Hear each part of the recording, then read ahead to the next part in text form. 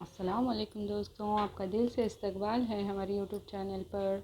आज हम जमात सुवम का मज़मून माहौल का मुतालिया का सबक नंबर 26 तीसरी से चौथी जमात में जाते हुए।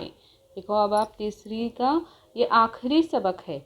तो क्या है सबक का नाम? तीसरी से चौथी जमात में जाते हुए। अब आप चौथी जमात में जाओगे ना, तो इस सबक की कोई मश्क नहीं है, सवाल जवाब नहीं है। तो आज हम ये सबक पढ़ेंगे। देखो यहाँ, बताओ तो भला तुम बड़े होकर क्या बनने वाले हो।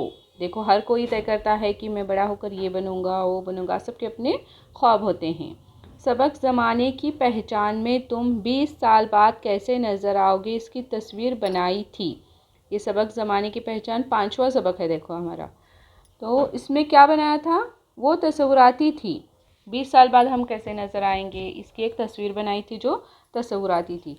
क्योंकि उस वक्त वाकई तुम कैसे नज़र आओगे कोई नहीं जानता। अभी हम जानते हैं क्या, हम बुज़ुर्ग होने के बाद हम कैसे नज़र आएंगे? नहीं जानते, सिर्फ तस्वुराती बनाई गई थी वो। लेकिन बड़े होकर तुम्हें क्या बनना है, तुम्हें क्या करके बताना है, ये तुम खुद ही फैसला कर सकते हो। लेकिन इसके लिए तुम्हें खूब पढ़ना चाहिए, मेहनत करना चाहिए। बिल्कुल सही। अगर हम पढ़ाई नहीं करेंगे तो हम अगली जमात में कैसे जाएंगे, और अगली जमात में नहीं जाएंगे तो हमारे ख्वाब कैसे पूरे होंगे? कि कोई डॉक्टर बनना चाहता है, कोई टीचर बनना चाहता है, कोई खुद का कारोबार करना चाहता है। तो फिर इसके लिए हमें मेहनत से पढ़ना बहुत ज़रूरी है। पढ़ना यानी सिर्फ स्कूल जाना ही नहीं है। तुम स्कूल में तो पढ़ते ही हो, लेकिन घर के बुजुर्गों से बहुत कुछ सीखते हो।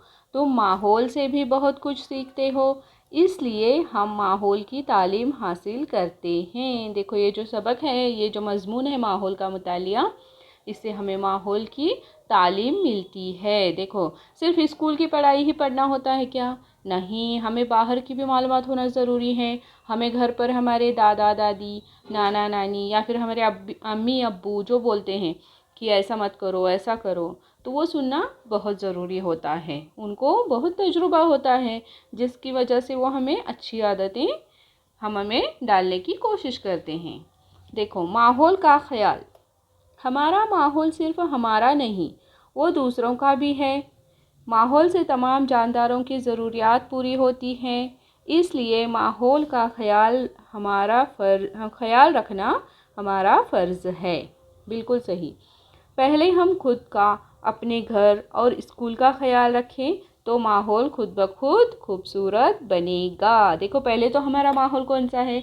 हमारा माहौल शुरू होता है हमारे घर से, फिर स्कूल, फिर हमारे आसपास जो हैं पड़ोस, इससे हमारा माहौल शुरू होता है।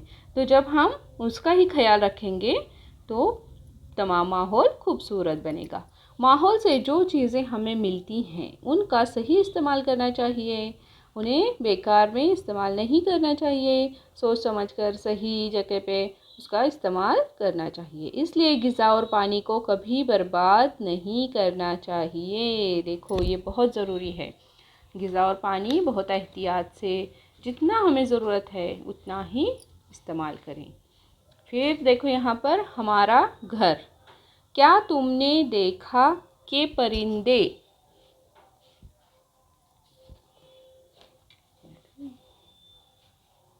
हाँ, देखो, क्या तुमने देखा कि परिंदे घोंसले किस तरह बनाते हैं?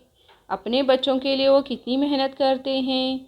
तुम्हारे घर के लोग भी तुम्हारे लिए मेहनत करते हैं, इसलिए तुमको भी उनसे मोहब्बत से पेश आना चाहिए। तुमसे जो बड़े हैं उनकी इज़्ज़त करना चाहिए।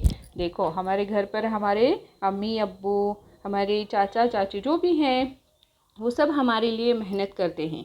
तो हमें भी क्या चाहिए कि उनकी इज़्ज़त करें। जो बड़े हैं उनकी इज़्ज़त करें, जो छोटे हैं उनसे मोहब्बत से पेश आएँ, शफ़क़त से पेश आएँ। वालिद, वालिदा और घर के दूसरे लोगों के काम में मदद करना चाहिए। सिर्फ घर के लोगों ही की नहीं, बल्कि हमको तमाम लोगों की इज़्ज़त करना चाहिए। देखो, जो हमारे अम्मी अब्बू हैं, वालिद वालिदा, उनसे उनके जो काम हैं, तमाम काम तो हम नहीं कर सकते, लेकिन जो भी तुम कर सकते हो वो ज़रूर करें। देखो, उनकी मदद ज़रूर करें। और हमारे अम्मी अब्बू के ही नहीं बल्कि दूसरे भी जो भी हमें कोई काम कहते हैं तो हमें करना चाहिए और उनकी इज़्ज़त भी करनी चाहिए। देखो यहाँ पर माहौल के अज्जा, नबातात और हैवानात। देखो नबातात जो पेड़ पौधे हैं वो और हैवानात माहौल के अज्जा हैं। हम भी माहौल का हिस्सा हैं। माहौल में सबकी ज़िंदगी खुशी और सुकून से गुज़रना चाहिए। सबको तहफ़्फ़ुज़ का एहसास होना चाहिए। हम क्या करते हैं, हमारा बर्ताव कैसा है, इसका माहौल पर असर पड़ता है। देखो हम माहौल में अगर अच्छे रहेंगे, हम सबके साथ अच्छा बर्ताव करेंगे तो सामने वाले भी हमारे साथ अच्छा बर्ताव करेंगे। अगर आप ही सबके साथ झगड़ते रहोगे तो सामने वाले भी आपके साथ झगड़ेंगे, है ना। तो ये हमारे पर मुनहसिर करता है कि हम माहौल में कैसा रहते हैं। तो हमें माहौल में कैसे रहना चाहिए, एक दूसरे के साथ मिलजुल कर एक दूसरे की मदद करनी चाहिए, मोहब्बत से पेश आना चाहिए, है ना। अब यहाँ पर देखो एक दूसरे से बर्ताव करना, कैसे बर्ताव करना चाहिए एक दूसरे से। एक ही दरख्त के सब पत्ते एक जैसे नहीं होते हैं, है ना। एक जैसे होते हैं क्या, आपने बहुत से दरख्त देखे होंगे, उसके पत्ते भी देखे होंगे। कुछ छोटे और कुछ बड़े होते हैं। कुछ के रंग में मामूली सा फ़र्क होता है, कुछ ज़्यादा हरे होते हैं, कुछ थोड़े कम हरे होते हैं। सब फूल एक जैसे नहीं होते, बिल्कुल सही। इंसान में भी ऐसा ही है, हमारा चेहरा औरों से मुख्तलिफ होता है। हमारी उंगलियों के निशान जैसे तो दुनिया में किसी दूसरे शख्स के नहीं हो सकते। देखो जो अंगूठा लगाते हैं, देखो जिसको साइन करना नहीं आती, तो वो क्यों लगाते हैं कि हमारे जो उंगलियों के निशान होते हैं, जो हमारा ये होता है ये निशान, तो ये सबका अलग अलग होता है ये निशान। देखो कितने दुनिया में लोग हैं लेकिन सबका अलग अलग निशान है। हर इंसान में कुछ ना कुछ खास होता है, इसलिए हमें चाहिए कि हम दूसरों को अपने से कमतर न समझें। देखो सबको हम अच्छा समझना चाहिए, हमें कोई कमतर किसी को नहीं समझना चाहिए, किसी की बेइज्जती नहीं करनी चाहिए। सब इंसान कोई एक जैसे हो सकते हैं क्या, हमारे जैसे सब हो सकते हैं क्या, नहीं। जैसे दरख्त के पत्ते अलग अलग होते हैं वैसे ही इंसानों का है, हर इंसान अलग अलग होता है। किसी में कुछ खूबी होती है, किसी में कुछ खामी होती है, तो वो सबको हमें कबूल करना चाहिए। देखो अगर तुम्हारी कोई फ्रेंड में कुछ खराबी है तो तुम उसे छोड़ देते हो क्या, नहीं, फिर भी तुम उससे दोस्ती रखते हो ना। तो ऐसे ही होता है, हमें क्या करना चाहिए, उनकी खूबी और ख़ामी को कबूल करके उनसे दोस्ती करनी होती है।